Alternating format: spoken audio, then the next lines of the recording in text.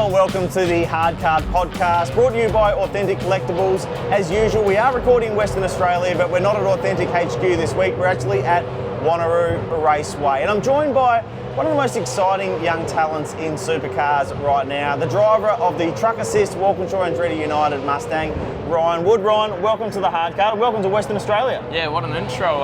No, it's cool to be here. It's, obviously great to be back in Perth, and fingers crossed we have a solid weekend.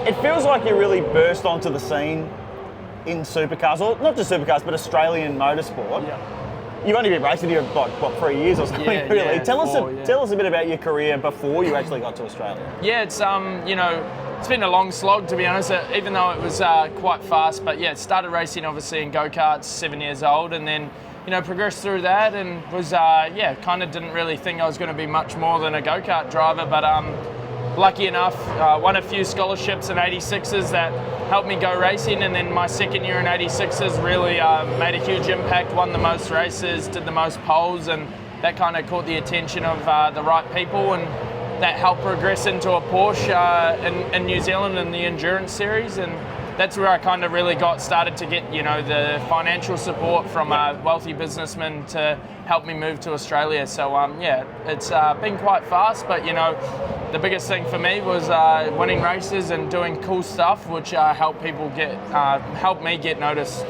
Going fast is a pretty way to do that, usually. Yeah. Where does your connection to the sport? There was a great video that came out of Taupo where you took your old man for a spin in the supercar. Yep. Was he involved in the sport? Where did your connection with motor racing actually come from? Yeah, it's quite a funny one. Like, my dad's always been a petrol head. Like, he raced quads, boats. My dad's really come from more of a boat background. He raced jet swim boats, hydroplanes, everything. So he's crazy, So that's kind of where, my love for engines and racing itself really started. And then, kind of when I was 7, the old man brought home a go-kart, and we kind of went from there and had to start in a car park for a year or so before I could actually race on the track and be good enough. So it's pretty cool now to be taken for a hot lap in New Zealand and that sort of stuff. So it's really special. So you were never tempted to go down the boat path or racing boats, something like that? No, definitely not. It's one of those things, I've got a lot of respect for anyone that races any sort of motorsport, but boats in general, I can hardly swim, so let alone race them. So not my cup of tea. At what point did you sort of realise, you talked about, you race karts and then 86s, Porsches. At what point did you go, hang on, I think I'm better than average at this whole driving thing?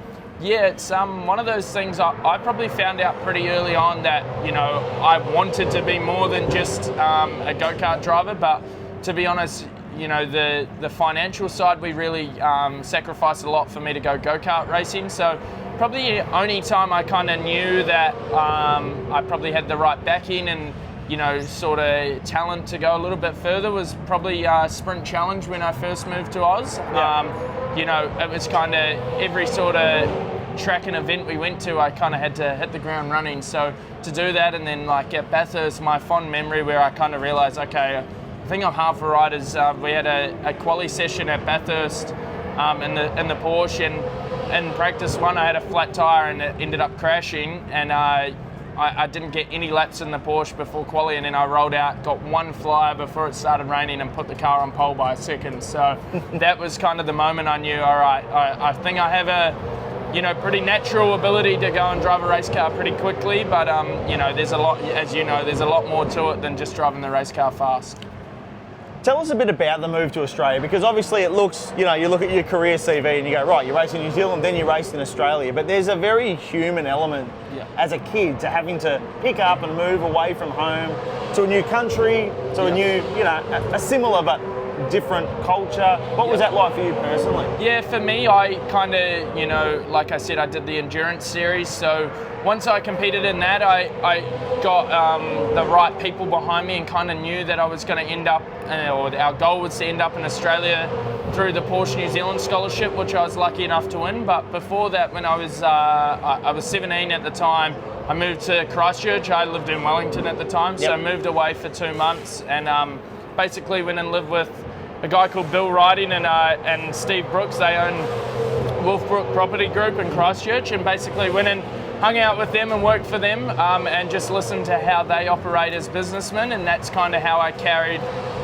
into getting sponsorship through cold calls and everything like that. Yeah. And then basically that was my first time moving out of home, and then I had to pack up and leave in January. So I did that in December and November, and then in January I moved to Gold Coast, and that was a pretty big eye-opener, and probably when you're freshly 18, moving to Gold Coast isn't probably the best place to move straight away, but isn't the best place, or is the best place? Depends how you look at it. Yeah, it depends. I know there was a few people that weren't thinking it was, but obviously enjoyed my time there, and really worked with great people. Worked in Norwell for a long time, and surrounded myself with the right people to help me become the driver I am. So really fortunate and lucky. You mentioned about the tie with Porsche New Zealand. Yeah. You did so well in Sprint Challenge. You had an opportunity to go to Carrera Cup as part of that New Zealand scholarship program. You ended up going with Walkinshaw's to Super 2 instead. How difficult was it to make that decision?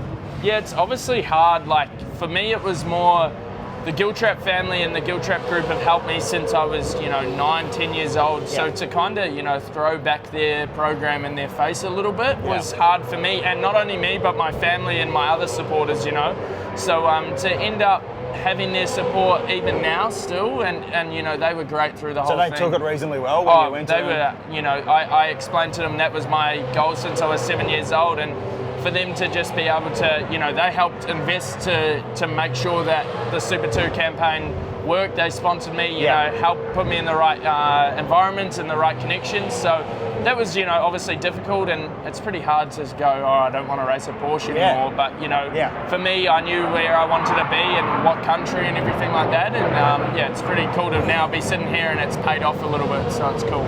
So does that kind of, I guess, to show what your ambition is? Like, you want to win Supercars titles and Bathurst, you're not necessarily focused on outside of Australia? Yeah, 100%, like, especially short term, obviously whatever arises over the next 5-10 years is what it is, but for me now, I feel like I'm with the right team at the right time. I feel like we're really starting to make some progress, and to be alongside Chaz, I couldn't ask for a better role model and a better teammate to really build off and make sure I become the best version of myself, not only in the car but outside of the car as well. So I feel like, like you said, my ambitions are to win Bathurst and to win Supercars championships, and fingers crossed I can do it with the lot I'm with at the moment.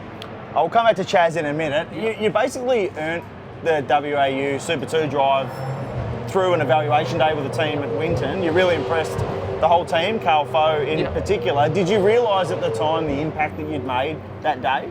The Super 2 one, when I did the evaluation day, was super unique. I kind of was, like I said, I was signed to Porsche New Zealand at the time, and I didn't really think much of it. I thought it was just, I was just going to go drive a supercar that was going to be amazing, and I was really just, looking forward to driving a supercar, and my first time at Winton at the time as well. I've spent plenty of times there now, so I just kind of didn't think much of it, didn't put any pressure on myself, and then during the day they kind of, I could tell that I was doing a half a right job, but then on the Monday afterwards, they kind of called us up and said, hey, look, we want you to race Super 2, and then similar thing happened when I drove the Gen 3 Mustang. It was now to be in that situation that I'm in now is pretty cool. Was there a difference between the two? Because, I mean, like you say, you had a Carrera Cup drive lined up. When you did the evaluation day, there wasn't much pressure. You were locked in. Yeah. The second time around, you were auditioning basically for a main game seat. Was it a different experience going back for the Gen 3 test? Yeah, it was definitely, there was a lot more pressure. I remember driving up there and, I knew what the ambition of the day was and what I had to do. And to be honest, I probably didn't execute as well as I should have. And that's just because I was that nervous and kind of, I was only driven a supercar, I think, 2 rounds by that stage. So, if you were to tell me I would have been driving for a main game seat after 2 rounds in Super 2, I'd be, you'd think I'm kidding. So, there was a lot of pressure, and not through anyone else, but, yourself pressure. But, I wouldn't want to get to where I am any other way. Was there any concern that maybe you hadn't performed to the level you wanted to that day? Yeah, to a certain degree, you know, you always look back on, oh, what could I have done better? Was I fast enough? Did I lock a brake at the wrong moment? Did I, you know, stuff a downshift? They have everything. You know what it's like. They can look at everything. So, you know, you're always hoping that you haven't done anything wrong. And, you know, fortunately enough, I obviously didn't do too much of a bad job, or I did a good job. It's just, it is what it is. And when you're a young guy, you just go and enjoy it. And, you know, at the end of the day, I was just happy to drive another race car and put another tick in the box, you know. By that point, you'd got that pole in Newcastle. You'd come here to Wanneroo and clean swept that round in Super 2.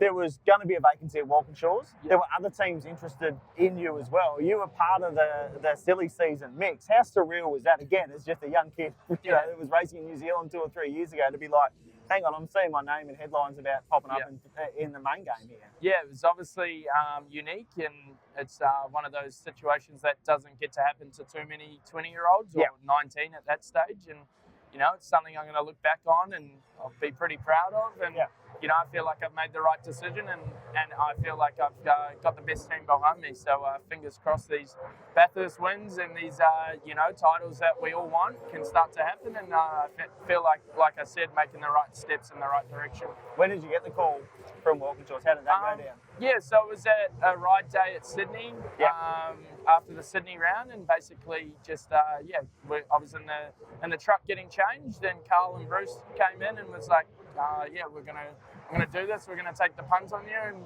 you know, and I could see the excitement and sort of the relief, because it was, you know, a long sort of decision between both parties, and you know, it was just exciting to know that I was going to be a main game driver, and you know, to call my parents that night and tell them that, you know, our sort of lifelong dream is going to come true, was pretty special in itself. So yeah, it's pretty cool. How cool. What's been the most eye-opening part of your main game journey so far? It has been a little bit of a roller coaster. I think speed-wise, no questions there. You had some bad luck in the first couple of rounds in terms of actually getting runs on the board. Has anything kind of caught you by surprise, or has it all sort of played out as you expected? Yeah, so like obviously it is a massive jump. Probably, you know, again, everyone says it, but the jump to main game is huge. And, you know, I feel like there has been moments where it's been awesome, and then obviously, you know, making the top 10 shootout at Bathurst and then getting it stripped from you on your debut weekend, all those emotions in one day, and then to be crashed out on lap 1, it was just a roller coaster. But then, you know, to have New Zealand happen and get a 4th and run 10th in the dry race, you know, is pretty amazing when you think about it. So, you know, probably the biggest thing is actually not so much, you know, like obviously everyone in the field is super talented and that sort of stuff, but it's actually probably the stuff outside the race car, you know, how much, you know, media, media, fans, everything like that. I probably didn't expect so much, but I love every minute of it, you know. And our sport doesn't go around without fans, so I love interacting with them, and you know, our fans are some of the most passionate people in any sort of motorsport. So, you know, especially going to New Zealand and seeing my home crowd and seeing so much of my family and friends there was just amazing. You've definitely been thrust into it from a fan perspective, because of the lineage of WAU and the fan base that team has, and you paired up with arguably, you know, the most popular driver in the category. You mentioned before about learning about the off-track stuff with him. You know, Chaz is such a quirky individual. He's managed to sort of maintain his personality in the modern world of being a professional athlete. You can draw lessons off that, right? Because you're like a fun sort of guy as well, who hopefully is going to be the future of this sport in that regard. Do you sort of look at him as a role model in terms of how to be the sort of personality the sport needs? Yeah, 100%. I think the biggest thing with Chaz is what you see is what you get, you know. And, you know, there's definitely times this year where you know, for me, you see that there is disappointment and stuff like that. And I think that's important as well, showing your emotion and showing that there are, you know, it is real life. Of course, you're going to be disappointed at times. So, but no matter what, Chaz always has a smile. He's always super positive with our team and with our fans. So it's, you know, he's always the last one to leave at every signing session. So, you know, for me, I love that side of it. It feels like you're giving as much as you can back to the people that support you. And at the end of the day, it's the least you can do when you get to go and drive a race car. Absolutely. We're going to finish with the Authentic Collectables Top 10 Shootout. 10 rapid-fire questions.